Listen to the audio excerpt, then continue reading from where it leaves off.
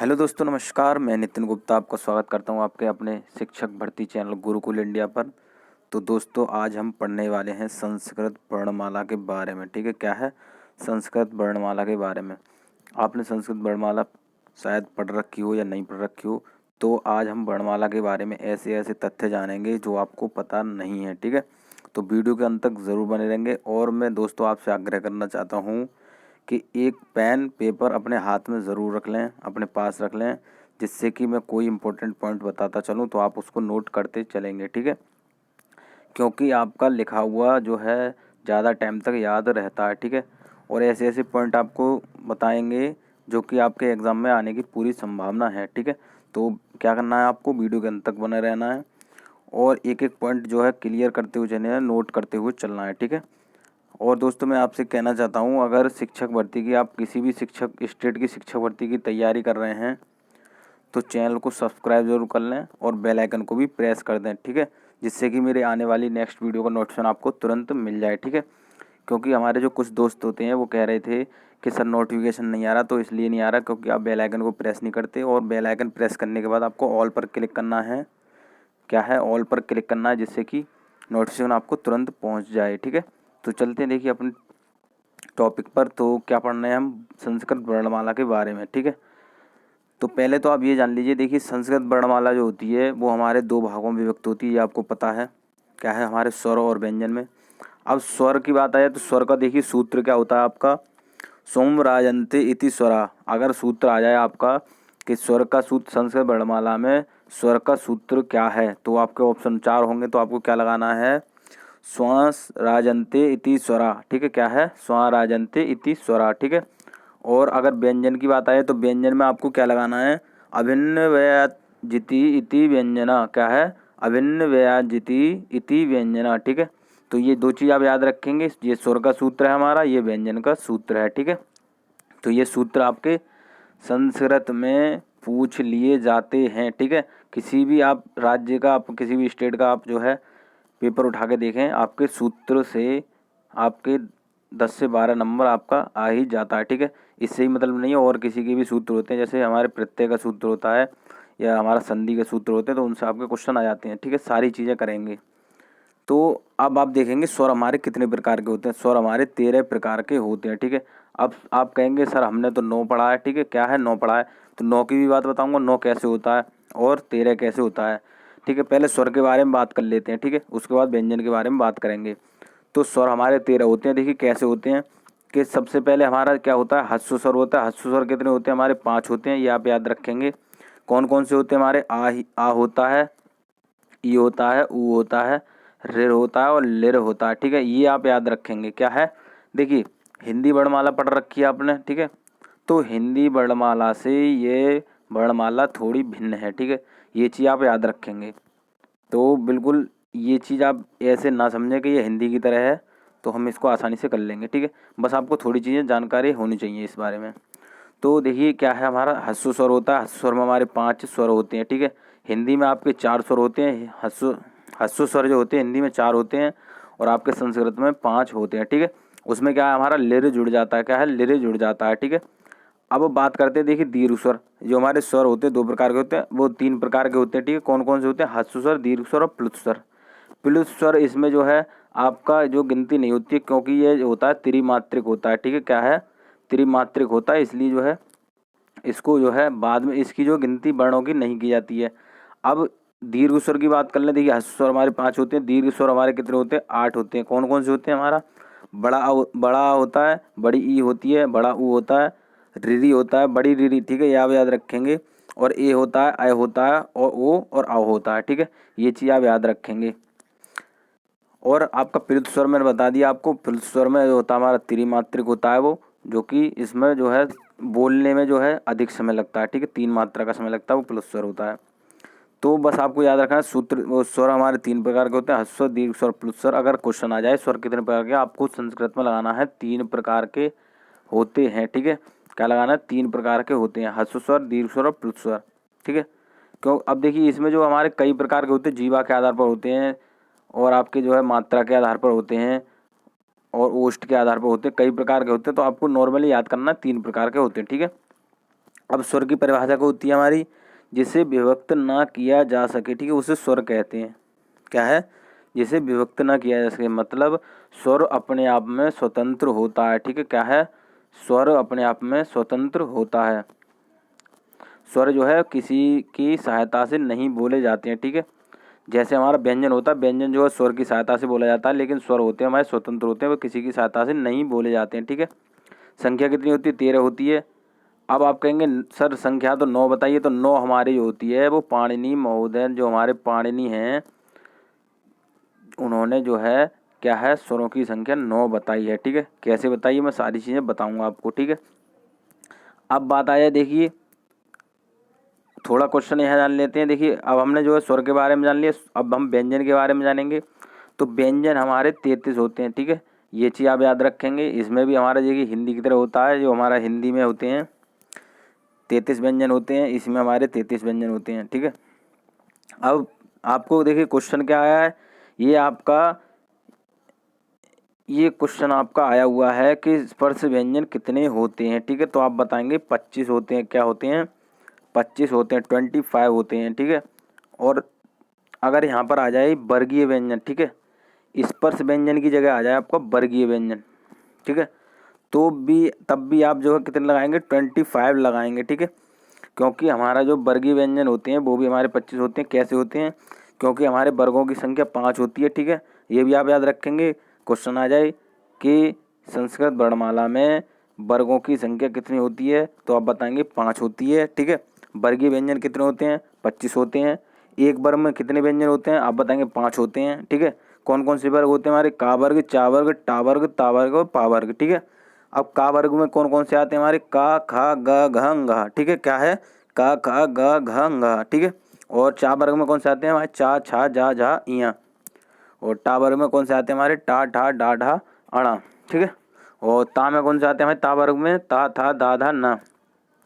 पा वर्ग में कौन से आते हैं? पा, फा, बा, भा, मा। इनसे क्वेश्चन आपका आ ही जाता है, ठीक है। क्या याद रखेंगे? वर्ग हमारे 5 होते हैं, वर्गीय व्यंजन 25 होते हैं, स्पर्श व्यंजन कितने होते हैं? 25 होते हैं, ठीक है। ये चीज़ आपका क्लियर होगी। अब देखिए यहाँ पर आ जाएँ तो अंतस्थ व्यंजन से भी क्वेश्चन आपका आ जाता है। अंतस्थ व्यंजन कितने होते हैं हमारे? 4 होते हैं, ठीक है। क्या है? आप बताएंगे कितने होते हैं? 4 होते हैं। अब अंतस्थ व्यंजन को और किस नाम से जानते हैं? तो आप कहेंगे सर अर्धस्वर और अर्ध व्यंजन नाम से जानते हैं। क्या है? अर्धस्वर और अर्ध व्यंजन नाम से जानते हैं। क्वेश्चन आ जाए अर्धस्वर व्यंजन कौन से हैं, तो आप बताएंगे यारा, लावा हैं, ठीक है। तो ये चीज़ क्लियर होगी। अब देखिए क्या है हमारा ऊष्म व्यंजन, इनसे भी क्वेश्चन आता है आपका। ऊष्म व्यंजन की संख्या कितनी है? आप बताएंगे 4 होती है। कौन कौन से होते हैं हमारे? शा, श, सा, हा, ठीक है। क्या है? शा, सा, हा, ठीक है। तो ये चीज़ क्लियर होगी। संख्या कितनी होती है व्यंजन की? 33 होती है। स्वर की संख्या 13 होती है। स्वर कितने प्रकार के होते हैं? 3 प्रकार के होते हैं। व्यंजन कितने प्रकार के होते हैं? 3 प्रकार। लेकिन देखिए 3 प्रकार आप लगाएंगे, 3 प्रकार के।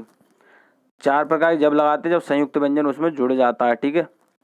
तो संयुक्त व्यंजन में इसकी संख्या, जो हमारे संस्कृत में संयुक्त व्यंजन हैं उनमें जो है संयुक्त व्यंजन की संख्या अधिक है, ठीक है। कैसे है मैं बताऊंगा। जैसे आपका जो है छत्रा, ज्ञा, स्रा होता है, उसमें इसमें हमारे संस्कृत में ध्या, ढा और ये होते हैं हमारे, कई सारे होते हैं, तो इनकी संख्या नहीं होती है गिनती, ठीक है। तो ये याद रखेंगे। देखिए पाणिनि के अनुसार अगर आप चलेंगे तो पाणिनि के अनुसार जो है कुल वर्णों की संख्या हमारी 63 से 64 है। क्या है? 63 से 64 है। इन्होंने जो है अलग अलग मत दिए हैं। कई हमारे जो संस्कृत ज्ञाता विद्वान हैं उन्होंने जो है अलग अलग मत दिए हैं कि वर्णों की संख्या किसी ने कम बताई, किसी ने ज़्यादा बताई। तो आपको बस यही याद रखना है कि मूल अगर आ जाए, देखिए क्वेश्चन ये आप याद रखेंगे कि संस्कृत वर्णमाला में मूल वर्णों की संख्या कितनी है, तो आप बताएंगे 46 है। क्वेश्चन ये बिल्कुल इम्पोर्टेंट है, लिख लेंगे। इम्पोर्टेंट सारी चीज़ें हैं। क्वेश्चन आपका ये पूछ लिया जाता है कि संस्कृत वर्णमाला में मूल वर्णों की संख्या कितनी, आप बताएंगे 46 है, 46 है। आप क्या करेंगे? कन्फ्यूज हो जाते हैं कि 52 लगाएंगे, कहीं 50 लगाएंगे। तो आपको याद रखना है कि संस्कृत वर्णमाला में हमारे मूल वर्णों की संख्या कितनी? 46 है, ठीक है। तो ये चीज़ क्लियर होगी। अगर बात आ जाए कि संस्कृत वर्णमाला में कुल वर्णों की संख्या, तो आप लगाएंगे 50, ठीक है। ये आपको 2 चीज़ें याद रखनी है। कुल वर्णों की संख्या आ जाए तो 50 लगाएंगे, और मूल वर्णों की संख्या आ जाए तो आप 46 लगाएंगे, ठीक है। ये चीज़ आप याद रखेंगे, ठीक है। अब एक चीज़ और जान लीजिए। क्वेश्चन आ जाए कि भाषा की सबसे छोटी इकाई क्या है, ये क्वेश्चन आपका आता है तो आप बताएंगे वर्ण है, ठीक है। अगर वर्ण नहीं है तो आप वो ध्वनि देखिए, प्राथमिकता आपको किसको देनी है, मैं आपको हर बार बताता हूँ, प्राथमिकता आपको ध्वनि को ही देनी है, ठीक है। क्योंकि जो हमारी वर्णमाला की शुरुआत हुई है वो हमारी ध्वनि से ही हुई है, ठीक है। पहले जो है आप ये जान लीजिए, पहले व्यक्ति ने बोलना सीखा है, ठीक है। क्या है, पहले व्यक्ति ने बोलना सीखा है, ठीक है। तो प्राथमिकता आप ध्वनि को ही देंगे, ठीक है। लिखित रूप जो होता है हमारा वर्ण होता है। अगर क्वेश्चन में आ जाए कि भाषा की सबसे छोटी इकाई क्या है, तो अगर ध्वनि और वर्ण दोनों दे रखा हो तो आपको क्या लगाना है, ध्वनि लगाना है, ठीक है। क्या है, ध्वनि ही लगाना है, ठीक है। अब एक स्थिति और बता दूं, अगर ध्वनि और वर्ण में से दोनों में से कोई नहीं दे रखा तो आपको क्या लगाना है, अक्षर लगाना है। क्या लगाना है, अक्षर लगाना है, ठीक है। ये चीज़ आप याद रखेंगे, ठीक है। बिल्कुल एक एक चीज़ लिखते चलेंगे, नोट करते चलेंगे, ठीक है। अब देखिए बात आ जाए कि हमारे देखिए अब इसमें आ जाता है अयोगवा। सर आप कहेंगे कि जो है अयोगवा तो सर इसमें बताया नहीं, आपको अयोगवा बताऊंगा। अयोगवा की संख्या कितनी होती है हमारी, 4 होती है। ये भी आप याद रखेंगे, अयोगवा की संख्या संस्कृत में हमारे 4 होती है और हिंदी में हमारी 2 होती है, ये आप याद रखेंगे। अगर क्वेश्चन आ जाए, देखिए इसमें जो है बच्चा बहुत ही ज़्यादा गलती करते हैं कि संस्कृत में अगर क्वेश्चन आ जाए कि संस्कृत में अयोगवा की संख्या क्या होती है, या संस्कृत नहीं लिखा होता है कि अयोगवा की संख्या क्या होती है, लेकिन संस्कृत का उसमें पेपर होता है तो क्या करते हैं वो 2 लगा देते हैं, ठीक है। उनको ध्यान नहीं रहता कि संस्कृत में 4 होते हैं, ठीक है। ये चीज़ आप याद रखेंगे, संस्कृत में अयोगवा की संख्या 4 है और हिंदी में हमारी 2 है, ठीक है। ये चीज़ ध्यान रखेंगे। अब बात आ जाए देखिए अयोगवा की, चलो मैं बता देता हूँ अयोगवा देखिए कौन कौन से हमारे, देखिए पहले हमारा विसर्ग होता है। विसर्ग का चिन्ह होता है वो क्या होता है हमारा, देखिए 2 बिंदु जो होते हैं जो शब्द के पीछे लगते हैं, ठीक है। अगर आप देखिए जो संस्कृत वर्ण होते हैं उनको कैसे पहचान करेंगे, जिनके पीछे विसर्ग लगे होते हैं। जैसे आपका देखिए कहीं आप पढ़ते हैं तो घोड़ा को अश्व कहते हैं, ठीक है। क्या है, अश्व कहते हैं। तो जो पीछे लगा होता है वो संस्कृत का वर्ण होता है, जैसे तत्सम रूप होता है उसका, ठीक है। तो ये आप याद रखेंगे, इसके बारे में हम आगे बात करेंगे, तत्सम तद्भव जो भी हैं। तो देखिए दूसरा कौन सा हमारा अनुस्वार है। अनुस्वार क्या होता है, देखिए अनुस्वार जो होता है हमारा, देखिए बिंदी जो लगी होती है ऊपर, जो चिन्ह होता है इसका, बिंदी जो लगी होती है वो हमारा अनुस्वार होता है, ठीक है। अनुस्वार में देखिए माँ की ध्वनि जो होती है वो हमारे अनुस्वार में ही आती है। जैसे आप बोलिए है माँ, तो माँ जो होती है अंकी बिंदी की कुछ ध्वनि आ रही है, ठीक है इसमें, तो आप क्या लगाएंगे, अनुस्वार, ठीक है। अब तीसरा कौन सा हमारा, आप कहेंगे सर 2 ये चीज़ तो हमने पढ़ी है, अब कहेंगे तीसरा चौथा कौन सा। तीसरा है हमारा जीवा मूलीय, ठीक है। क्या है, जीवा मूलीय। और चौथा कौन सा हमारा, उपदमानीय, ठीक है। क्या है, उपदमानीय, ठीक है। ये चीज़ आप याद रखेंगे, ये आपका क्वेश्चन आ जाता है, ठीक है, क्योंकि हर किसी को नहीं पता होता। आप देखिए इनके बारे में क्या जान लेते हैं, ये कैसे होते हैं हमारे, तो ये होते हैं हमारे अर्ध विसर्ग होते हैं। क्या है, अर्ध विसर्ग होते हैं, आप ये चीज़ याद रखेंगे। और ये कहाँ लगते हैं हमारे, का खा के बीच में लगते हैं, ठीक है। तो ये चीज़ देखिए ये बहुत जो लंबी चीज़ है, तो आप जो है मोटा मोटा यहीं से ऐसे जान लीजिए कि अयोगवा हमारे 4 होते हैं, ठीक है। अगर मैं ये समझाने लग गया तो जो है आप जो है कई महीनों तक यही चीज़ पढ़ते रहेंगे, ठीक है। तो आप जो है ऐसे ही थोड़ा बहुत जान लीजिए, इनसे ही क्वेश्चन आता है कि अयोगवा की संख्या कितनी, 4 होती है। आप ये चीज़ नाम याद रखेंगे, विसर्ग, अनुस्वार, जीवा मूली, उपदमानी, ठीक है। अब बात आ जाए देखिए हमारा संयुक्त स्वर से, आपको संयुक्त स्वर पता नहीं होगा, संयुक्त स्वर कौन से होते हैं, स्वर व्यंजन पढ़े हैं आपने, क्वेश्चन आ जाए संयुक्त स्वर क्या होते हैं, तो संयुक्त स्वर की संख्या कितनी होती है हमारी, 4 होती है, पहले ये जान लीजिए, ठीक है। क्या है, 4 होती है। कौन कौन से होते हैं हमारे, ए आई ओ औ, ठीक है। क्या होते हैं, ए आई ओ औ। अब इनके जो है मिलान का भी जैसे आपका संयुक्त व्यंजन में आ जाता है क्वेश्चन, ऐसे आपका संयुक्त स्वर से भी आ जाता है। कैसे आता है देखिए, जैसे आपका ये है कि ए है, ठीक है, ए है, तो ए का जैसे कैसे मिलान होता है, मतलब कि ए जो है कैसे बनता है, तो आप बताएंगे आ और ई मिला के, ठीक है। क्या है, छोटा आ और ई मिला के जो हमारा ए बनता है। क्या है, छोटा आ और ई मिला के ए बनता है, ठीक है। और दूसरा आ जाए देखिए क्या है, ये क्वेश्चन आपका आ ही जाता है बिल्कुल, बड़ी ए है हमारी, बड़ी ए कैसे बनती है हमारी, आ और बड़ी ई मिला के, ठीक है। ये आप याद रखेंगे, इनसे क्वेश्चन आपके आ ही जाते हैं, क्योंकि हर किसी को नहीं पता होता है कि इनका निर्माण कैसे होता है, ठीक है। आपको वैसे पता है कि 4 होते हैं या ऐसे ही हमारे होते हैं, लेकिन इनका निर्माण कैसे होता है तो आप याद रखेंगे। देखिए बड़ी ए होता है हमारा आ और ई मिला के बनता है, और छोटा ओ होता है वो हमारा आ और ऊ मिला के बनता है, और बड़ा ओ हमारा बड़ा आ और बड़ा ऊ मिला के बनता है, ठीक है। संख्या कितनी होती है, 4 होती है, ठीक है। आप क्वेश्चन आ जाए संयुक्त स्वर की संख्या कितनी है, 4 होती है। कौन कौन से होते हैं हमारे, ए आई ओ औ होते हैं, ठीक है। चलिए अब ये चीज़ आप याद रखेंगे, जो हमारे ह्रस्व स्वर होते हैं उनको और किस नाम से जानते हैं ये आप याद रखेंगे। जो हमारे ह्रस्व स्वर होते हैं उनको हम मूल स्वर भी कहते हैं। क्या कहते हैं? मूल स्वर भी कहते हैं। क्वेश्चन आ जाए मूल स्वर की संख्या कितनी है, तो आप बताएंगे 5 होती है। ठीक है, क्या है? 5 होती है। कौन कौन से होते हैं हमारे? आ, ई, उ, ऋ और लिर। ठीक है, क्या है? आ, ई, उ, ऋ, लिर। ठीक है, लघु स्वर की बात आ जाए, ह्रस्व स्वर की बात आ जाए, तो तीनों बात हमारी एक ही है। ठीक है, लघु स्वर, ह्रस्व स्वर और मूल स्वर। ठीक है, अगर तीनों तीनों जो है दे रखे ये एक दूसरे के नाम होते हैं, ये एक ही दूसरे के प्रतिरूप होते हैं। मूल स्वर, लघु स्वर, ह्रस्व स्वर। ठीक है, तीनों एक ही चीज़ है। नाम चेंज हो जाता है क्वेश्चन में, आप कंफ्यूज हो जाते हैं कि ये चीज़ तो हमने पढ़ी नहीं है, तो आप जो है सारी चीज़ें क्लियर करते हुए चलेंगे। मूल स्वर आ जाए तब भी 5 लगाने हैं, लघु स्वर आ जाए तब भी 5 लगाने हैं और ह्रस्व स्वर आ जाए तब भी 5 लगाने हैं। कौन कौन से वर्ण होते हैं? आ, ई, उ, ऋ और लिर। ठीक है, अब जैसे आप देखिए ये लघु स्वर आ गया। अब दीर्घ स्वर की बात है, दीर्घ स्वर हमारे ये ही होते हैं। ठीक है, मैंने जो आपको संयुक्त स्वर बताए हैं ये हमारे दीर्घ स्वर होते हैं। ठीक है, तो ये चीज़ आप याद रखेंगे। अब जी आपको बात नहीं पता होगी, हा जो होता है हमारा स्वर यंत्री वर्ण भी कहते हैं। हा को जो क्या कहते हैं हम? स्वर यंत्री वर्ण कहते हैं। ठीक है, ये आपको नहीं पता होगा। क्वेश्चन आ जाए कि स्वर यंत्री वर्ण कौन सा है, तो आप बताएंगे हा है। ठीक है, क्या है? हा है।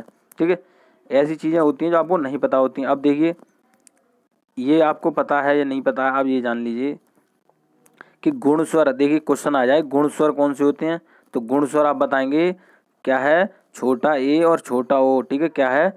छोटा ए और छोटा ओ होते हैं। ठीक है, तो अगर क्वेश्चन आया गुण स्वर की संख्या कितनी होती है? 2 होती है। कौन कौन से होते हैं? छोटा ए और छोटा ओ होते हैं। वहीं आ जाए वृद्धि स्वर, तो वृद्धि स्वर को क्या बताएंगे आप? बड़ी ए और बड़ी ओ बताएंगे। क्या है? वृद्धि स्वर की संख्या 2 होती है, बड़ी ए और बड़ी ओ। ठीक है, तो ये चीज़ क्लियर होगी। अब एक चीज़ आपको जो चीज़ पता है, देखिए भेद आ जाते हैं कि आ के भेद कितने हैं। ठीक है, आ के भेद कितने हैं, ये क्वेश्चन आपका आ जाता है। आ के भेद कितने आप बताएंगे? 18 हैं। ठीक है, क्या है? 18 हैं। तो यहाँ पे याद रखेंगे जो हमारे लघु स्वर होते हैं उनके भेद 18 होते हैं, जिसमें लिर नहीं होता है। ये भी चीज़ आप याद रखेंगे अगर क्वेश्चन में आ जाए आ, ई, उ और ऋ। ठीक है, क्या है? आ, ई, उ, ऋ, इनके भेद कितने होते हैं हमारे? 18 होते हैं। ठीक है, ये चीज़ आप याद रखेंगे। वहीं बात आ जाए कि लिर, ए, आए, ओ, औ, इनके भेद कितने होते हैं हमारे? 12 होते हैं। ये आप याद रखेंगे कि लिर, अगर क्वेश्चन आ जाए लिर के भेद कितने होते हैं, तो आप बताएंगे 12 होते हैं। ए के भेद कितने होते हैं? 12 होते हैं। ओ के भेद कितने होते हैं? 12 होते हैं। आ के भेद कितने होते हैं? 18 होते हैं। ये आप क्वेश्चन याद रखेंगे। ज़्यादातर जो आ से क्वेश्चन आता है कि आ के भेद कितने हैं, आप बताएंगे 18 होते हैं। ठीक है, चलिए अब बात आ जाए आगे। ठीक है, जो चीज़ आप देखिए संयुक्त व्यंजन मैंने बताया था। अब देखिए आप जो कह रहे थे संयुक्त व्यंजन कैसे इसमें काउंटर नहीं हो रहे हैं, देखिए क्यों? क्योंकि इनकी संख्या जो है इसमें आप गिन नहीं सकते, क्योंकि जिसमें जो है 2 वर्णों का मेल होता है। क्यों? कैसे? देखिए ये क्वेश्चन आपका आ जाता है इन चारों से ज़्यादा आता है कि स्रा जो है हमारा छा, त्रा, ज्ञा, स्रा। ठीक है, कभी आपका ध्या से भी आ जाता है। ध्या जो है हमारा ये दे रखा है, ध्या कैसे बनेगा आपका? दा बनेगा और या बनेगा। अब इनमें आपको क्या याद रखना? 2 चीज़ें बताऊँगा, बिल्कुल ध्यान से देखेंगे कि जो छा होता है हमारा, ठीक है, छा के जैसे आपका दो मिलान आ जाए, देखिए कैसे? तो छा देखो आपको कैसे बनाना है? का और सा, क्या है? का और सा मिला के, तो का और सा में जो हमारा देखिए का पे हलंत होता है, ये आप याद रखेंगे। जो हमारा ये चिन्ह होता है हमारा, ये चिन्ह होता है हमारा, ये क्या है? हा है। क्या है? हा है। ठीक है, हा क्या है? हलंत। हा हलंत। तो अब याद रखेंगे क्या है? हा हलंत है।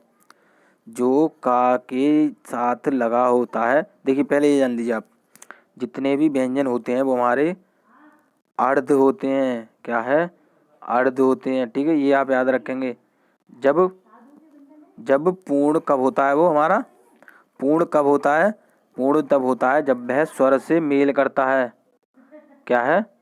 स्वर से मेल करता है। आप ये चीज़ याद रखेंगे। अर्ध व्यंजन कैसे? अगर का लिखेंगे तो का पे हलंत होगा, खा लिखेंगे खा पे हलंत होगा। अब ये पूर्ण कब होते हैं? देखिए कैसे? जब मैं का और आ मिला दूं, जब का और आ मिला दूं तब का बनता है। क्या है? का और आ मिला दूं तब का बनता है। ठीक है, तो ये आपका पूर्ण वर्ण हो जाता है। अब देखिए यहाँ जब क्वेश्चन इसका छा से आ जाए तो छा में भी आपको क्या याद रखना है, जो हमारा पहला वर्ण होता है वो हमारा हलंत युक्त होता है, हलंत के साथ होता है। और दूसरा जो वर्ण होता है हमारा पूर्ण होता है। क्यों? इसमें जो होता है हमारा वर्ण में हमारा, जैसे ये सा है तो सा में आ सम्मिलित होता है, ठीक है, क्या है, सा में आ सम्मिलित होता है, तो इसलिए जो हम ऐसे लिख देते हैं। क्वेश्चन आपका इससे कैसे आता है, देखिए दोनों चीज़ बताऊंगा। पहला जो है आपको याद रखना है का और सा होता है। अब दूसरा कैसे आ जाए, देखिए कि का है प्लस सा है और प्लस अगर आ भी आ जाए, ठीक है, अगर इसमें तीनों जो जोड़ ले जाएं कि का है, का भी हमारा हलंत युक्त होना चाहिए और सा भी हमारा हलंत युक्त होना चाहिए और हमारा उसमें आ होना चाहिए, तब वो आपका विकल्प सही होगा, ठीक है। अगर इसमें देखिए अगर ये ये हमारा सा है, सा में अगर हलंत नहीं होता तो ये आपका ऑप्शन गलत हो जाता। तो आपको क्या याद रखना है, जो आ से पहले वर्ण जो आएंगे वो हमारे हलंत रहित होने, मतलब हलंत के साथ होने चाहिए, ठीक है। तो का और सा जो होते हैं हमारे हलंत के साथ होते हैं जब हमारा आ उसमें लगा होता है। अगर आ नहीं होता तो आपको ऐसा जो है देखने को मिलेगा, जो का होता है हमारा हलंत होता है और सा हमारा पूर्ण होता है, ठीक है। क्योंकि देखिए इनमें मैं टाइम क्यों दे रहा हूँ, इनसे क्वेश्चन आपका आ जाता है और 1 नंबर जो है आपका बिल्कुल रखा हुआ है, बिल्कुल आपका पक्का है अगर ये चीज़ आपने समझ ली, ठीक है। क्योंकि हर बार इसका जो है आपका एग्ज़ाम में ये चीज़ पूछ ली जाती है। तो आप देखो त्रागा भी आप ऐसी करेंगे तो मैंने बता दिया, जैसे का और शा में मैंने बताया था, ऐसे ता और रा में बताएंगे आप। तो ता और रा में देखिए आधा जो होता है हमारा, जो ता होता है वो हमारा हलंत युक्त होता है और रा हमारा पूर्ण होता है। रा क्यों पूर्ण होता है, रा में जो होता है हमारा आ जुड़ा हुआ होता है पहले ही, ठीक है। तो ये चीज़ आप याद रखेंगे, रा में आ जुड़ा हुआ होता है। अगर ऐसी स्थिति में आ जाए, देखिए तो मैं ये चीज़ भी बता देता हूँ, ऐसा दिख जाए तो ये लगाना है, अगर ऐसा दिख जाए तो ये लगाना, दोनों ही आपके सही हैं, ठीक है। तो ये सारी चीज़ें आपके क्लियर हो गई होंगी। अगर देखिए आपको ये नोट्स चाहिए, ठीक है, तो आप हमारे टेलीग्राम चैनल से जुड़ सकते हैं, ठीक है, क्या है, टेलीग्राम चैनल से जुड़ सकते हैं, ठीक है। तो टेलीग्राम चैनल पे आपको नोट्स पीडीएफ जो भी है आपका, वो सारी चीज़ें वहाँ पर उपलब्ध कराई जाती हैं, ठीक है। आपसे नोट्स पीडीएफ का कोई भी पैसा नहीं लिया जाता है, ठीक है। सारी चीज़ें फ्री ऑफ कॉस्ट है हमारे चैनल पर, ठीक है। चलिए देखिए, जो हमारी जानने की चीज़ है, ध्वनि के आधार पर स्वरों की संख्या, जैसा कि मैंने आपको बताया था कि स्वरों की संख्या जो हमारी अलग अलग प्रकार से विभक्त होती है, जैसे ध्वनि के आधार पर, मात्रा के आधार पर, जीवा के आधार पर, ओष्ठ के आधार पर, ठीक है। तो ये चीज़ आप याद रखेंगे। तो ध्वनि के आधार पर स्वरों की संख्या जो हमारी होती है कितनी होती है, 3 होती है। क्वेश्चन आ जाए कि ध्वनि के आधार पर स्वरों की संख्या कितनी होती है, तो आप बताएंगे 3 प्रकार की होती है। देखिए कौन कौन से होते हैं, ये होते हैं हमारे उच्च रोदात्त, ठीक है, क्या है, पहला हमारा उच्च रोदात्त। उच्च रोदात्त क्या होता है, जो उच्च ध्वनि से बोले जाते हैं, ठीक है, क्या है, उच्च ध्वनि से बोले जाते हैं, तेज जो बोले जाते हैं, ठीक है। और हमारा दूसरा कौन सा है, नीचे रुदात्त, ठीक है, क्या है, नीचे रुदात्त। नीचे रुदात्त क्या होता है हमारे, जो निम्न ध्वनि से बोले जाते हैं, ठीक है, क्या है, निम्न ध्वनि से बोले जाते हैं। जैसे आप बताएंगे अ, ठीक है, क्या है, अ, तो जो है ध्वनि में ज़्यादा आवाज़ नहीं हो रही है, ठीक है, निम्न ध्वनि से बोले जाते हैं। तीसरा हमारा क्या है कि समाहार स्वरित, ठीक है, क्या है, तीसरा समाहार स्वरित। क्वेश्चन आपका आ जाता है, आप कहेंगे सर ये तो हमने पढ़ा, तो यही चीज़ तो आपको बताना चाह रहा हूँ मैं, ठीक है। जो चीज़ नहीं पढ़ी है वो इस चैनल पर आपको देखने पढ़ने को मिलेगी, ठीक है, क्या है, पढ़ने को मिलेगी। सारी चीज़ें बिल्कुल एक एक पॉइंट आपके लिए बहुत ज़्यादा छांट के लाया जाता है, ठीक है, एग्ज़ाम की दृष्टि से, कि कहीं से भी आपका क्वेश्चन गलत नहीं हो, ठीक है। तो 3 प्रकार का बताना है, उच्च रोदात्त, नीचे रोदात्त और समाहार स्वरित, ठीक है। समाहार स्वरित क्या होता है आपका, जो समान ध्वनि से बोले जाते हैं, ठीक है, क्या है, जिनमें ध्वनि जो होती है हमारी समान होती है, ठीक है। अब एक चीज़ जो आपको नोट करनी है, क्या करनी है, कि डॉक्टर भोलेनाथ तिवारी हैं, क्या है, डॉक्टर भोलेनाथ तिवारी, इनने जो है क्या है हमारा ऋ को स्वर नहीं माना है। तो क्वेश्चन आप ये याद रखेंगे, ये चीज़ अगर क्वेश्चन आ जाए कि डॉक्टर भोलानाथ तिवारी ने किस स्वर वर्ण को नहीं माना है, तो आप बताएंगे ऋ को नहीं माना है, ठीक है, क्या है, ऋ को नहीं माना है। क्वेश्चन आपका आ जाता है, ठीक है। चलिए अब बात करते हैं, देखिए मात्रा के आधार पर स्वरों की संख्या, जैसे मैंने आपको बताया था। तो मात्रा के आधार पर क्या बताना है आपको, 3 प्रकार के होते हैं स्वर, ठीक है, क्या है, मात्रा के आधार पर स्वरों की संख्या कितनी होती है हमारी, 3 प्रकार की होती है। कौन कौन से होते हैं हमारे, एक मात्रिक, द्विमात्रिक, त्रिमात्रिक, ठीक है, क्या है, एक मात्रिक, द्विमात्रिक और त्रिमात्रिक। अब एक मात्रिक में कौन कौन से वर्ण आते हैं हमारे, एक मात्रिक में आते हैं हमारे हस्व स्वर। कौन से आते हैं, हस्व स्वर। हस्व स्वर कौन से होते हैं, मैंने फिर बता देता हूँ आपको, आ, ई, उ, ऋ और आपका क्या है लिर, ठीक है, क्या है लिर। आपको बस ये याद रखना है, देखिए लिर जो है हमारा जो है इसमें जुड़ जाता है, ठीक है, हिंदी के अपेक्षा, ठीक है। तो हस्व स्वर हमारे के लिए हस्व स्वर अगर क्वेश्चन आ जाए, हस्व स्वर में दे रखा हो, हस्व स्वर कौन से होते हैं हमारे, एक मात्रिक होते हैं, ठीक है, एक मात्रिक होते हैं। ये क्वेश्चन आपका आ सकता है, अगर क्वेश्चन में दे रखा हो हस्व स्वर कौन से होते हैं, एक मात्रिक, द्विमात्रिक, त्रिमात्रिक, या इनमें से कोई आप बताएंगे, एक मात्रिक होते हैं, ठीक है। अब द्विमात्रिक में कौन से आते हैं, देखिए द्विमात्रिक में कौन कौन से बड़ा आते हैं हमारे, दीर्घ स्वर। तो दीर्घ स्वर मैंने आपको बताया था, बड़ा आ है, बड़ा ए है, अ है, ओ हो, ओ आओ और री, बड़ा वाला री, ठीक है। तो यह याद रखेंगे। त्रिमात्रिक में कौन सा आता है हमारा, प्लित स्वर आता है, ठीक है। क्या है, त्रिमात्रिक में प्लित स्वर आता है। प्लित स्वर कौन सा होता है, जो हमारी ध्वनि की मात्रा होती है वो हमारी 3 गुना होती है, ठीक है, दोनों से, हमारे हस्व स्वर और दीर्घ स्वर से 3 गुना होती है, ठीक है। जैसे आप कोई चीज़ बोलते हैं ओम, ठीक है, वो जो थोड़ा आवाज़ जो होती है हमारी, जो ध्वनि होती है वो थोड़ी लंबी होती है, ठीक है, तो वो हमारे त्रिमात्रिक में आते हैं, ठीक है। क्या होते हैं, प्लित स्वर होते हैं। तो ये आज आप याद रखेंगे। अब आता है, आ जाए कि उच्चारण के अनुसार जो होते हैं हमारे स्वर, तो उच्चारण के अनुसार भी हमारे 3 प्रकार के होते हैं, ठीक है। क्या है, 3 प्रकार के होते हैं। कौन कौन से होते हैं हमारे, उदात्त, अनुदात्त और स्वरित, ठीक है। क्या है, उदात्त, अनुदात्त और स्वरित। तो उदात्त में कौन कौन से वर्ण आते हैं हमारे, हस्व स्वर आते हैं। अनुदात्त में कौन से आते हैं हमारे, दीर्घ आते हैं। और हमारे कौन से हैं, स्वरित में कौन से आते हैं हमारे, हस्व से शुरू और दीर्घ पर खत्म, ठीक है। क्या है, हस्व से शुरू और दीर्घ पर खत्म, ठीक है। तो याद रखेंगे आप, ठीक है। ये दोनों वर्ण जो होते हैं हमारे इसमें आते हैं। अगर क्वेश्चन आए उच्चारण के अनुसार जो स्वरों की संख्या कितनी, 3 प्रकार की होती है, कौन कौन से, उदात्त, अनुदात्त, स्वरित, ठीक है। चलिए अब बात आ जाए प्राण के आधार पर, ठीक है।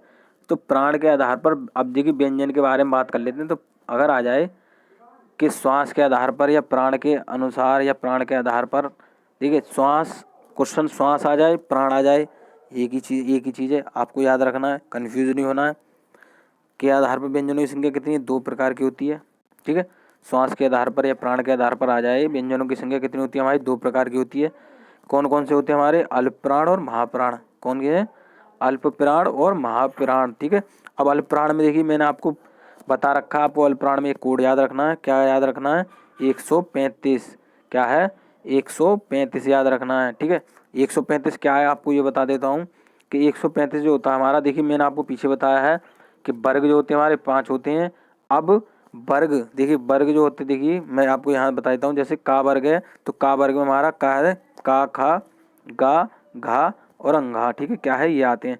तो इसमें जो हमारा पहला वर्ण, तीसरा वर्ण और 5वां वर्ण, ठीक है। क्या है, पहला वर्ण, तीसरा वर्ण, 5वां वर्ण, मतलब वर्ग में पहला वर्ण, तीसरा वर्ण और 5वां वर्ण। जैसे देखिए यहाँ पर हमारा जो का वर्ग है, तो का वर्ग में का है, का हमारा कौन सा पहला वर्ण है, तीसरा वर्ण कौन सा हमारा गा है, और जो हमारा 5वां वर्ण है वो हमारा अंगा है, ठीक है।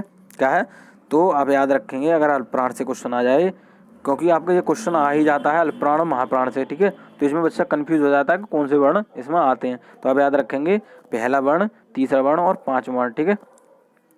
5 वर्ग होते हैं, 5 वर्गों में वर्ग का पहला वर्ण, तीसरा वर्ण और 5वां वर्ण, ठीक है। तो इस प्रकार से जो है आप याद रखेंगे, ठीक है। जैसे वर्ग में देखिए यहाँ पर मैं नंबर से आपका लिख देता हूँ, देखिए बस आपने ये चीज़ समझनी है, क्वेश्चन आपका गलत नहीं होगा, ठीक है। तो ये हमारे 5 वर्ड हो गए। तो 5 वर्ड में जैसे ये मैं लिख देता हूँ, चलिए दोबारा से, का, खा, गा, घा, उंगा, ठीक है। इस प्रकार के होता है हमारे, देखिए चा, छा और जा, झा, वही है। इस प्रकार जो होते हैं हमारे 5 वर्ग होते हैं। तो इनमें आप याद रखना है, जो हमारा पहला वर्ण, तीसरा वर्ण और 5वां वर्ण आपको याद रखना है, ये हमारे अल्पप्राण होते हैं, ठीक है। इसके साथ साथ क्या याद रखना है आपको, इसके साथ ही साथ आपको याद रखना है कि अल्पप्राण में हमारे अंतस्थ व्यंजन भी आते हैं। क्या है, अंतस्थ व्यंजन भी आते हैं, ठीक है। आ से अल्पप्राण और आ से अंतस्थ व्यंजन, तो ये आपको याद रखना, ये ट्रिक हो गई आपकी। क्या है, आ से अल्पप्राण और आ से अंतस्थ व्यंजन। अंतस्थ व्यंजन से आ जाए, जैसे या दे रखा हो, तो या क्या होता है हमारा, अंतस्थ व्यंजन होता है। या दे रखा हो और उसमें जो पूछ लिया जाए कि अल्पप्राण व्यंजन कौन सा है, तो आप बताएंगे या है, ठीक है। ऐसे क्वेश्चन आपके आ ही जाते हैं, ठीक है। तो याद रखेंगे अल्पप्राण में कौन से आते हैं हमारे, पहला, तीसरा, 5वां वर्ण और क्या है, अंतस्थ व्यंजन आते हैं, ठीक है। अब इनकी परिभाषा के बारे में बात आ जाए, तो क्या याद रखेंगे,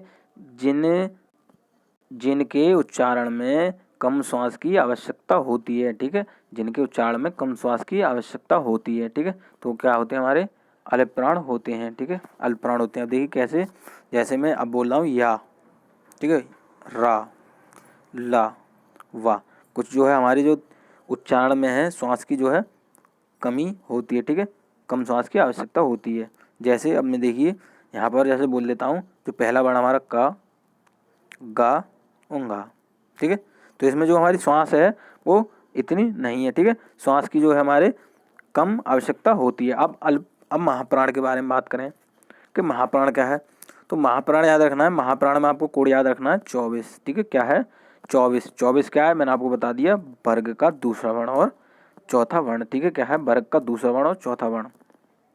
दूसरे वर्ण में क्या है हमारा, देखिए खा है, जैसे मैंने आपको बताया था, का होता है हमारा, खा होता है, गा होता है, घा होता है और अंगा होता है। तो इसमें हमारा दूसरा वर्ण क्या है, खा है, और क्या है चौथा वर्ण घा है। तो इस प्रकार जो हमारे 5 वर्ग हैं उसमें दूसरा वर्ण और चौथा वर्ण आपको याद रखना कौन से हमारे महाप्राण हैं, ठीक है। और क्या याद रखना है कि महाप्राण में हमारे ऊष्म व्यंजन भी आते हैं, बस ये चीज़ आपको याद रखनी है। उसके बाद क्वेश्चन आपका इससे गलत नहीं होगा एक भी। ऊष्म व्यंजन कौन से होते हैं मैंने आपको बताया है, सा, शा, स और हा, ठीक है, ये ऊष्म व्यंजन है। अगर इनमें से कोई भी एक वर्ण दे रखा हो और पूछ ले कि ये वर्ण कौन सा है, और आपका तो ऊष्म नहीं दे रखा हो और उसमें महाप्राण दे रखा हो, तो आपको महाप्राण लगाना है, ठीक है। तो ये चीज़ क्लियर हो गई होगी। कोड बता दिया कितना महाप्राण का 24 है। और कौन से आते हैं, ऊष्म व्यंजन आते हैं। अल्पप्राण में कौन से आते हैं, मतलब 135, पहला, तीसरा, पाँचवा और अंतस्थ व्यंजन आते हैं, ठीक है। तो ये चीज़ क्लियर हो गई होगी।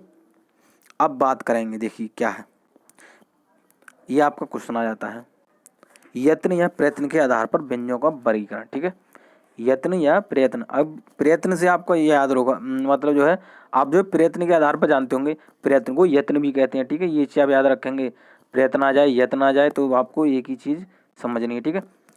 अब क्या है व्यंजनों का वर्गीकरण, इसमें कैसे किया गया, देखिए जो हमारे प्रयत्न होते हैं वो हमारे 2 प्रकार के होते हैं। क्या है, प्रयत्न से क्वेश्चन आ जाए, प्रयत्न क्या प्रकार के होते हैं, तो आप बताएंगे 2 प्रकार के होते हैं। कौन कौन से होते हैं हमारे, अभ्यंतर प्रयत्न और बाह्य प्रयत्न होते हैं। कौन से होते हैं, अभ्यंतर प्रयत्न और बाह्य प्रयत्न होते हैं। अब अभ्यंतर प्रयत्न में देखिए कौन कौन से आते हैं हमारे आते हैं स्पष्ट, ईषद स्पष्ट, ईषद विवृत, विवृत और समृत, ठीक है, क्या है 5 होते हैं। अभ्यंतर प्रयत्न आ जाए, अभ्यंतर प्रयत्न कितने प्रकार के होते हैं, क्वेश्चन आता है, बहुत ही इंपॉर्टेंट है। बिल्कुल आप जो है संस्कृत को हिंदी की तरह ना लें, मैं फिर कह रहा हूँ यही बात, ठीक है। तो आप जो है कन्फ्यूज हो जाएंगे अगर संस्कृत और हिंदी को एक साथ लेके चलेंगे, ठीक है, समझेंगे कि एक ही चीज़ है लेकिन जो है इतना नहीं है, कुछ चीज़ें हैं जो आपकी हिंदी से अलग हैं, ठीक है। अभ्यंतर प्रयत्न क्या प्रकार के होते हैं, 5 प्रकार के होते हैं। कौन कौन से होते हैं हमारे, स्पष्ट, ईषद स्पष्ट और ईषद विवृत, विवृत और समृत। अब देखिए ईषद स्पष्ट, वो स्पष्ट में हमारे कौन से आते हैं, स्पष्ट में आते हैं हमारे स्पर्श व्यंजन। तो स्पर्श व्यंजन आपको बताया मैंने। अगर जैसे देखिए क्वेश्चन कैसे आएगा, स्पर्श व्यंजन में देखिए हमारे कौन कौन से आते हैं, का से लेके माँ तक आते थे, काय देव बसानाम, ठीक है, ऐसे कुछ सूत्र होता है, ठीक है, वो मैं सारी चीज़ें आपको बाद में पढ़ाऊंगा। तो का से लेके जो हमारे माँ तक वर्ण आते हैं, 25 वर्ण आते हैं, वो हमारे अगर क्वेश्चन आ जाए स्पर्श व्यंजन नहीं दे रखा हो और इसमें स्पष्ट दे रखा हो, क्या है स्पष्ट दे रखा हो, तो आपको ये चीज़ याद रखनी है, ठीक है। जैसे का दे रखा हो, ठीक है, का से क्वेश्चन आ जाए कि यह कौन सा वर्ण है, यह वर्ण किस में आता है, तो आप बताएंगे स्पष्ट में आता है, ठीक, स्पष्ट प्रयत्न में आता है, ठीक है। तो इस प्रकार क्वेश्चन आ जाता है। अब आ जाए देखिए ईषद, ईषद स्पष्ट, ठीक है, ईषद स्पष्ट। अब ईषद स्पष्ट में कौन कौन से आते हैं हमारे, या, रा, लावा, या, रा, लावा, क्यों, ये अंतस्थ व्यंजन। ईषद स्पष्ट में हमारे अंतस्थ व्यंजन आते हैं, कौन कौन से, या, रा, लावा। देखो मैं आपसे ये बात एक बार कहना चाहता हूँ, अगर आपको ये समझ में नहीं आया तो ये चीज़ आप दोबारा से वीडियो दोबारा से आप जो है देखें, ठीक है। अगर आपने वीडियो 2-3 बार देख ली तो मैं गारंटी देता हूँ आपका इससे रिलेटेड कोई भी क्वेश्चन गलत नहीं होगा, ठीक है। क्या है देखिए ईषद स्पष्ट में कौन से आते हैं हमारे, अंतस्थ व्यंजन होते हैं, यार अलावा होते हैं। मैंने बता दिया क्वेश्चन कैसे आता है, जैसे याद ही रखा होगा तो बोलेगा ये वर्ण हमारे किस में आता है, तो आप बताएंगे ईषद स्पष्ट में आता है, ठीक है। अब ईषद विवृत में कौन से आते हैं, देखिए मैं क्यों डिटेल में बता रहा हूँ, इनसे क्वेश्चन आ जाता है। जैसे इसमें से कोई भी एक वर्ण दे रखा, मतलब कोई भी एक स्वर दे रखा या व्यंजन दे रखेगा, तो उसमें पूछ लेगा यह कौन से में आते हैं, तो आप बताएंगे इसमें आता है, ठीक है। जैसे अब अगला है हमारा ईषद विवृत, तो ईषद विवृत में कौन से आते हैं हमारे, ऊष्म व्यंजन आते हैं, क्या है ऊष्म व्यंजन आते हैं। ऊष्म व्यंजन कौन से हमारे, सा, श, सा, हा, ठीक है, सा, श, सा, हा होते हैं, ठीक है। अब अगला देखेंगे, अगला क्या है हमारा ईषद वो सॉरी क्या है हमारा विवृत। तो विवृत में कौन से आते हैं हमारे सभी स्वर आते हैं। सभी स्वर में बता दें कितने होते हैं हमारे 13 होते हैं। क्या है 13 होते हैं। ठीक है सभी स्वर होते हैं हमारे 13 होते हैं। ठीक है ये विवृत में आते हैं। अब आ जाए देखिए अगला क्या है हमारा समृत। समृत में कौन कौन से आते हैं हमारे हर्ष स्वर आते हैं। हर्ष स्वर बता दिए मैंने आ ई उ ऋ और लिर। आ ई उ ऋ और लिर। ठीक है ये हमारे किस में आते हैं हर्ष स्वर होते हैं और किस में आते हैं हमारे समृत प्रयत्न में आते हैं। ठीक है तो ये चीज़ आपको क्लियर होगी। अभ्यंतर प्रयत्न कितने प्रकार 5 प्रकार के होते हैं और किस किस में कौन कौन से स्वर या व्यंजन या वर्ण आते हैं तो आपको बताना है ये होते हैं। ठीक है मैंने आपको सारी चीज़ें बता दी हैं। ठीक है अब बात आ जाए देखिए वाह्य प्रयत्न पे। तो वाह्य प्रयत्न क्या प्रकार के होते हैं क्वेश्चन आ जाता है तो आप बताएंगे 11 प्रकार के होते हैं। क्या है 11 प्रकार के होते हैं। क्वेश्चन बिल्कुल आता है। ठीक है क्या है आपका क्वेश्चन आ जाए बाह्य प्रयत्न क्या प्रकार के होते हैं तो क्या प्रकार के होते हैं 11 प्रकार के। अब देखिए कौन कौन से होते हैं। पहला होता है हमारा विवाद। क्या है विवाद। दूसरा कौन सा श्वास। तीसरा कौन सा अघोष। चौथा कौन सा हमारा संवाद। पांचवा है नाद। छठा है घोष। सातवां है अल्पप्राण। आठवां है महाप्राण। नौवां है हमारा उदात्त और 10वां है अनुदात्त और 11वां हमारा स्वरित। ठीक है जैसा कि हमने अभी पीछे ही पढ़ा था। ठीक है अब व्यवहार में कौन कौन से देखिए व्यवहार में हमारा पहला दूसरा वर्ण होता है। मैंने आपको बताया है पहला दूसरा वर्ण और ऊष्म व्यंजन आते हैं। क्या है पहला दूसरा वर्ण और ऊष्म व्यंजन आते हैं। ठीक है क्या है व्यवहार में।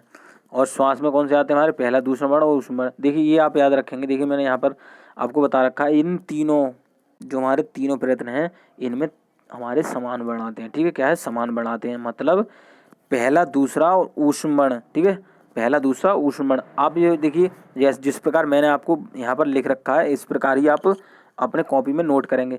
विवार श्वास और अघोष को एक जगह रखेंगे जिसमें हमारा पहला दूसरा वर्ण और ऊष्म वर्ण आते हैं। ठीक है कैसे याद रखेंगे विवाह देखिए आप जो है कैसे जो मेरी तरह आप उच्चारण कीजिए विवार श्वास अघोष संवाद नाद घोष अल्पप्राण महाप्राण उदात्त अनुदात्त स्वरित। ठीक है इस प्रकार आप याद रखेंगे। क्या है एक बार और रिपीट करेंगे विवाद श्वास अघोष संवाद नाद घोष अल्पप्राण महाप्राण उदात्त अनुदात्त स्वरित। ठीक है अब मैंने आपको बता दिया जो तीनों होते हैं हमारे इनमें जो पहला दूसरा वर्ण और क्या है ऊष्म व्यंजन आते हैं। अब संवाद नाद घोष में आ जाए तो संवाद नाद घोष में आपको याद रखना तीसरा चौथा और पांचवा वर्ण आता है और हमारे अंतस्थ व्यंजन आता है। ठीक है क्या है तीसरा चौथा पांचवा वर्ण आता है और अंतस्थ व्यंजन आते हैं। ठीक है किसमें संवाद नाद घोष में। ठीक है अगला क्या है अल्पप्राण। अल्पप्राण मैंने आपको बता रखा है क्या है 135 पहला तीसरा पांचवा वर्ण और अंतस्थ व्यंजन। महाप्राण में बताया है दूसरा चौथा वर्ण और ऊष्म व्यंजन। अब उदात्त अनुदात्त स्वरित में मैंने आपको पीछे ही बताया था बिल्कुल देखिए दिखा देता हूँ मैं आपको दोबारा से। ये देखिए उच्चारण के आधार पर बताया था उदात्त अनुदात्त स्वरित। ठीक है तो उदात्त में कौन से आते हैं हमारे हस्व स्वर आते हैं। क्या है हस्व स्वर आते हैं। ठीक है क्या है हस्व स्वर आते हैं तो ये याद रखेंगे। देखिए उदात्त में हमारे हस्व स्वर आते हैं अनुदात्त में हमारे दीर्घ स्वर आते हैं मैंने आपको बताया था और स्वरित में कौन से आते हैं हस्व स्वर हस्व से शुरू और दीर्घ पर खत्म। ठीक है अब मैं आपको वो चीज़ बता दूं देखिए पाणिनि के अनुसार पाणिनि ने जो है हमारे 14 माहेश्वर सूत्र दिए हैं जो कि मैं आपको आगे पढ़ाऊंगा। ठीक है बिल्कुल ट्रिक के साथ पढ़ाऊंगा। तो पाणिनि ने जो हमारे 14 माहेश्वर सूत्र दिए हैं 14 माहेश्वर सूत्र कैसे दिए हैं हमारे 14 माहेश्वर सूत्र को हम शिव सूत्र भी कहते हैं। जो हमारे शिव शंकर भगवान हैं उनके डमरू के द्वारा जो डमरू की ध्वनि हुई थी। ठीक है ये कहानी है ऐसे मैं आपको थोड़ा समझा देता हूँ। जब एक बार जो हमारे शंकर भगवान हैं वो प्रसन्न थे और वो मतलब नाच रहे थे डांस कर रहे थे। आपको पता है डांस होता है नाच का मतलब नृत्य कर रहे थे। तो जब नृत्य करते हो आपको पता है उनके पास डमरू है तो वो डमरू बजा रहे थे। ठीक है तो डमरू जब बजा रहे थे तो डमरू से जो ध्वनि निकली थी तो डमरू से जब ध्वनि निकली थी तो उसको जो है पाणिनि ने समझा। ठीक है क्या है कि डमरू से कौन सी ध्वनि निकली है तो पाणिनि ने उस ध्वनि को अपने रूप में लिख लिया। ठीक है क्या है अपने रूप में लिख लिया। कैसे हमारा 14 माहेश्वर सूत्रों में उन्होंने उसको लिखा है। ठीक है क्या है 14 माहेश्वर सूत्रों में लिखा है। तो उनके अनुसार जो है आपको लगाना है स्वरों की संख्या 9 लगानी है। ठीक है स्वरों की संख्या 9 लगानी है। ठीक है क्या है 9 लगानी है। अगर आ जाए पाणिनि के अनुसार स्वरों की संख्या कितनी है 9 है। अगर क्वेश्चन में आ जाए देखिए ये चीज़ आपको बता दूं क्वेश्चन में आ जाए स्वरों की संख्या देखिए 13 9 और ऐसे दे रखी हो तो आपको 9 को प्राथमिकता देनी है। ठीक है क्या है 9 को प्राथमिकता देनी है। अब क्यों देनी है मैंने आपको बताया है जो आपका आ है ई है और ऊ है और ऋ, ये है सॉरी, ठीक है। तो इनकी जो होती है, देखिए ये छोड़िए, इनकी जो होती है हमारी वृद्धि संज्ञा हो जाती है, क्या है, वृद्धि संज्ञा हो जाती है, मतलब ये बड़े हो जाते हैं। कैसे, देखिए आ का आ हो जाता है और ई का ई हो जाता है और ऊ का ऊ हो जाता है। तो हमारे जो पाणिनि ने 14 माहेश्वर सूत्र दिए हैं, तो उसमें क्या है, देखिए ये मैं आगे आपको पढ़ाऊंगा, तो थोड़ा मैं आपको बता देता हूँ। आ, ई, ऊ और ऋ, लिर, ठीक है, और ए, ऐ, ओ और औ, ठीक है। ये जो है हमारे 1 2 3 4 5 6 7 8 9, ठीक है। ये 9 जो वर्ण हैं ये हमारे स्वरों को उन्होंने बताया, ठीक है। किसमें, 14 माहेश्वर सूत्रों में। तो आपको प्राथमिकता किसको देनी है, 9 को देनी है। अगर उसमें 9 और 13 दे रखा है तो आपको 9 लगाना है। अगर जब आपको 9 नहीं दे रखा हो तब आपको क्या लगाना है, 13 लगाना है, ठीक है। ये आप चीज़ याद रखेंगे। जब 9 दे रखा हो तो 9 लगाना है, अगर 9 नहीं दे रखा हो तो आपको 13 लगाना है, ठीक है। मैं दोनों चीज़ बताई है। अगर क्वेश्चन में आपका 9 नहीं दे रखा होता है तो आप कन्फ्यूज हो जाते हैं कि सर ने हमें तो बताया ही नहीं क्या है, कैसे लगाना है। तो आपको क्या लगाना है, 13 लगाना है, ठीक है। क्या है, 13 लगाना है। 9 नहीं दे रखा हो 13 लगाना है, ठीक है। तो जितने भी माहेश्वर सूत्र हैं उनको मैं एक ट्रिक से, बहुत ज़्यादा सिंपल तरीके से बताऊंगा आपको, ठीक है। अब थोड़ा देखिए मैं इसमें बता देता हूँ अघोष और घोष व्यंजन, ठीक है, जो कि हमारे इसमें आए हैं। अघोष व्यंजन कौन से होते हैं हमारे, देखिए अघोष और घोष, ठीक है। इसमें भी थोड़ा बता देता हूँ आपको। देखिए वीडियो चाहे थोड़ी लंबी हो जाए, ठीक है, मैं आपसे कहना चाहता हूँ वीडियो चाहे थोड़ी, देखिए वैसे वीडियो हमारी अंतिम है, ठीक है, लेकिन वीडियो अगर थोड़ी लंबी हो जाए तो क्या जाता है, आपको इस बारे में पूरी नॉलेज होनी चाहिए, एक भी क्वेश्चन आपका गलत नहीं होना चाहिए, ठीक है। मेरा उद्देश्य क्या है कि जो जो भी छात्र, जो भी हमारे भाई हैं वो मुझसे पढ़ रहे हैं, उनके बारे में जितना मैं जानता हूँ उतना उनको पता होना, उससे ज़्यादा पता होना चाहिए, मुझसे ज़्यादा, ठीक है। ये मैं पूरा प्रयास करता हूँ, ठीक है। तो अघोष व्यंजन कौन से होते हैं हमारे, अघोष व्यंजन होते हैं हमारे पहला दूसरा वर्ण, ठीक है। क्या है, पहला दूसरा वर्ण, ठीक है। आपको कोड याद रखना है 12, ठीक है। क्या है, 12 याद रखना है। तो मैंने आपको बता रखा है, अल्पप्राण जैसे कोड बताया था ऐसे आपको अघोष में याद रखना है, पहला दूसरा वर्ण लगाना है, वर्ग का पहला दूसरा वर्ण, ठीक है। और घोष में बात आए तो घोष में आपको लगाना है कितना, हमारा तीसरा चौथा पाँचवां वर्ण, ठीक है। क्या है, तीसरा चौथा पाँचवां वर्ण, ठीक है। तो ये चीज़ आप याद रखेंगे, ठीक है, ये चीज़ आप याद रखेंगे। अब घोष में देखिए कौन सा आता है, देखिए ये और चीज़ बता देता हूँ आपको। तो घोष में हमारे अंतस्थ व्यंजन भी आते हैं, ठीक है। क्या है, अंतस्थ व्यंजन भी आते हैं, ठीक है। अगर अंतस्थ व्यंजन में कोई वर्ण दे रखा हो, जैसे या दे रखा हो, तो जैसे मैंने आपको यहाँ बताया था, अगर उसमें घोष और अघोष पूछा हो और ये वर्ण दे रखा हो तो आपको क्या है, ये हिल लगाना है, ठीक है। अंतस्थ व्यंजन में हमारे जो होते हैं हमारे घोष होते हैं, ठीक है। और ऊष्म जो होते हैं, ऊष्म जो होते हैं हमारे अघोष होते हैं, ठीक है। ऊष्म जो होते हैं हमारे अघोष होते हैं, ठीक है, अघोष होते हैं। बस ये चीज़ आपको याद रखनी है, आपका क्वेश्चन गलत नहीं होगा, ठीक है। उच्चारण स्थान जो है वो मैं अगली वीडियो में कराऊंगा। उच्चारण स्थान से आपको क्वेश्चन आया था, इस ट्रिक से बताऊंगा कि बिल्कुल जो है एक भी क्वेश्चन उच्चारण स्थान से गलत नहीं हो पाएगा, ठीक है। बिल्कुल एक एक क्वेश्चन अगर उससे आता है तो आप पूरे में पूरे नंबर लेके आएंगे, ठीक है। तो मैं आशा करता हूँ आपको वीडियो अच्छी लगी होगी। अगर वीडियो अच्छी लगी है तो अपने दोस्तों के साथ शेयर जरूर करें, और अगर वीडियो अभी तक लाइक नहीं की तो वीडियो को लाइक भी ज़रूर कर दें, ठीक है। और चैनल पर पहली बार है तो चैनल को सब्सक्राइब जरूर कर लें, क्योंकि यहाँ बात होती है बिल्कुल शिक्षक भर्ती की। सारे शिक्षक भर्ती अपडेट, जितने भी आपके शिक्षक भर्ती संबंधित जितनी भी जानकारी होती है वो आपको इस चैनल पर सबसे पहले देखने को मिलती है, ठीक है। तो सब्सक्राइब करें बिल्कुल गुरुकुल इंडिया को, और बेल आइकन को भी प्रेस कर दें, जैसे कि मैंने आपको बताया है, ठीक है, जिससे कि मेरी आने वाली वीडियो को नोटिफिकेशन आपको तुरंत मिल जाए, ठीक है। तो वीडियो देखने के लिए धन्यवाद।